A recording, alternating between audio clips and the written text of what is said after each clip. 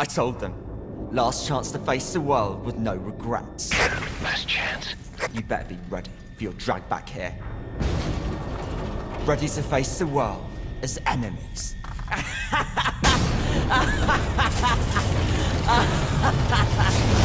No!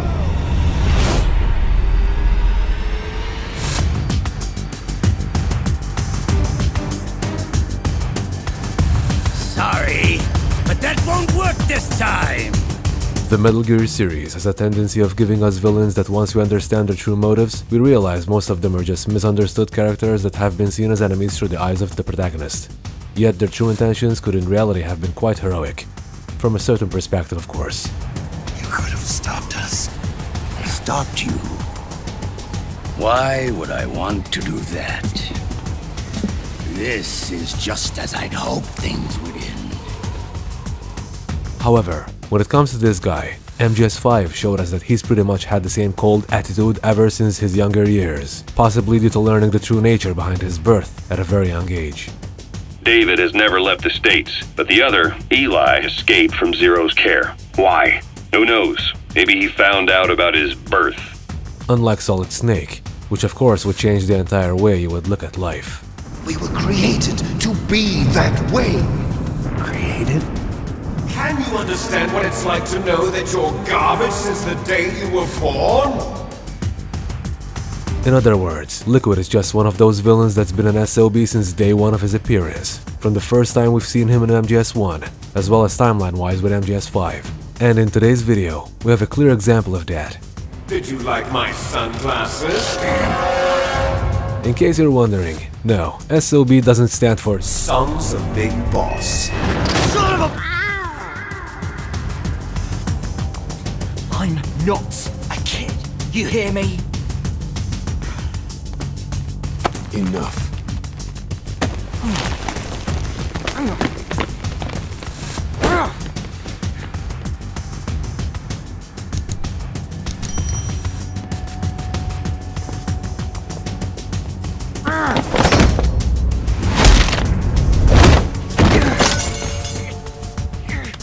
This is PythonSelkan. Hope you guys are doing well. Now, as you know, the Metal Gear games have many optional codec conversations, some of which may be important to the story, and others might just give you a Chinese proverb or a little movie reference here and there. Hey Snake, you ever heard of Godzilla, King of Monsters? No, what is it? Looking back at MGS1, however, an interesting codec conversation that may easily go unnoticed intriguingly makes much more sense after experiencing Metal Gear Solid 5, which was released 17 years later.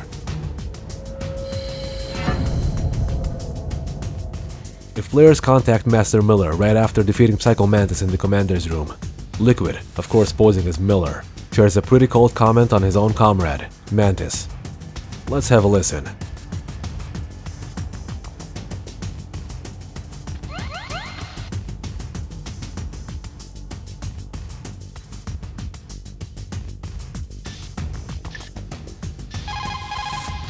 Psycho Mantis. What a pathetic man. He was born with all the right tools, but he never knew how to use them.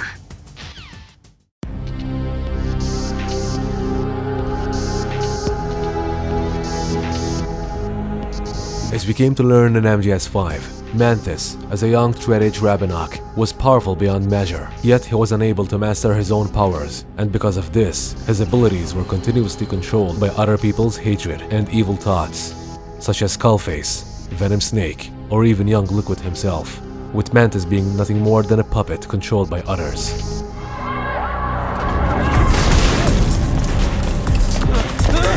Who is doing this? Such a lust for revenge?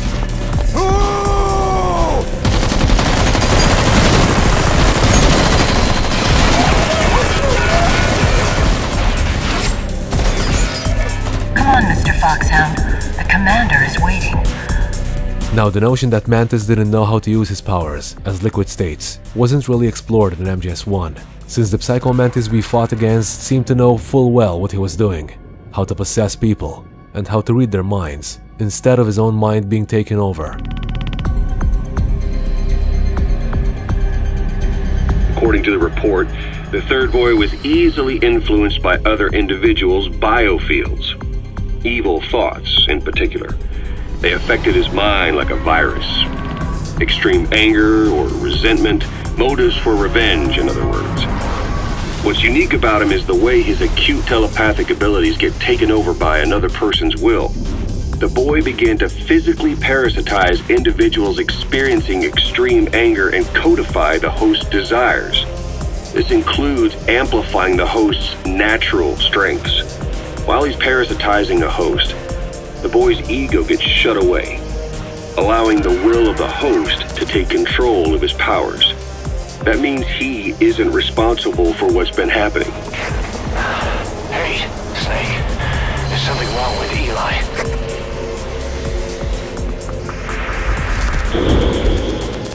Psycho Mantis. What a pathetic man. He was born with all the right tools, but he never knew how to use them.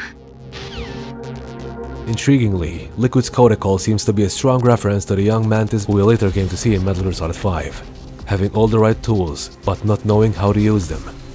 Of course, Liquid is the first man who can talk about a younger Mantis from experience, since Eli and Rabinok, also known as the Third Boy, were mostly stuck together throughout MGS5, and Eli is even controlled a giant Sahelanthropus through his floating friend.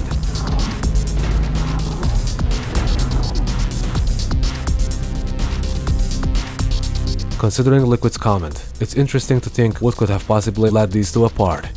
And let's not forget, Mantis did say this about Liquid and MGS1. I never agreed with the boss's revolution. His dreams of world conquest do not interest me. Despite appearing close in MGS5, it's pretty clear that these two had their differences. Still, it's pretty cold to talk about your fallen karma that way, Liquid. What a pathetic man. We got rules around here. Never draw a weapon on a fellow soldier. You got that? So what do you guys think of this foreshadowing moment from MGS1 that came to life with Metal Gear Solid 5? So, what do you think? Pretty good, huh? We'd like to hear what you think about all this. Let us know your thoughts, guys, in the comment section down below. You, Snake. You're just like the boss. No, you're worse. Compared to you, I'm not so bad.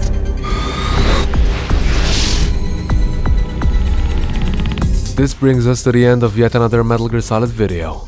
If you enjoy watching our content and are eagerly waiting for more Metal Gear goodness coming your way, hit that like button and make sure to subscribe to our channel to stay updated with our latest Metal Gear Solid videos. As we have always done, we'll make sure to return the favor with content you won't find anywhere else. Thank you for watching. See you on the battlefield. PythonSelkan, out.